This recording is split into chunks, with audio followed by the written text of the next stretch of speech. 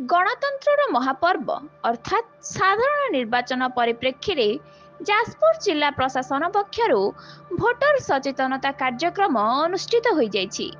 प्रथमे जिलापाल कार्यालय एक विशाल सचेतनता शोभायात्रा बाहरी थिला। एहाकू जाजपुर जिलापाल निखिल पवान कल्याण पताका हलाई उद्घाटन करथिले। एही शोभायात्रा सहर परिक्रमा करिबा परे हॉकी प्रशिक्षण केन्द्र निकटरे पहुंचीथिला।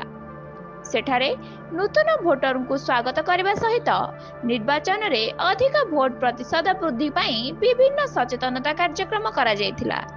एही कार्यक्रम रे जिला उन्नयन अधिकारी अशोक बेहुरिया, अतिरिक्त जिलापाल नवकृष्ण जेना, राजस्व विभाग अतिरिक्त जिलापाल शुभेन्द्र सामल समेत जिला प्रशासन विभिन्न विभाग कर्मचारी उपस्थित थिले। आम जाजपुर जिले में भोटर मान सचेतनता निमंते तापर समस्त निजर भोट अधिकार सब्यस्त करने निमंते आम गोटे सचेतनता कार्यक्रम करूँ।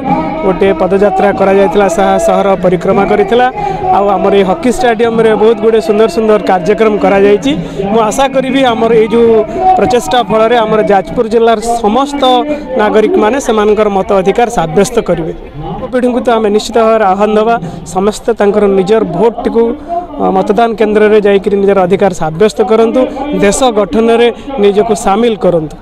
ये स्वीप कार्यक्रम जो जाजपुर जिले में आज से तार गोटे व्यापक भाव में प्रचार प्रसार करने आज वाकाथन करागला। समस्त भोटर को सचेतन करने वार्ता दि जाइए। समस्त नूतन भोटर एवं विभिन्न वर्गर भोटर समस्त को आह्वान करा जाइए से माने निजर मतदान अधिकार को सब्यस्त करंतु, गणतंत्र को सुदृढ़ करंतु।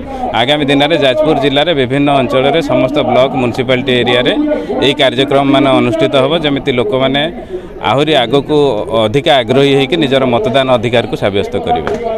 ये वाकाथन को जाजपुर जिलापाल उद्घाटन करिसेंती एवं आह्वान करिसेंती आमर समस्त भोटर भाई भौणी मानक से निजर मतदान अधिकार सब्यस्त करने आगे आसिबे।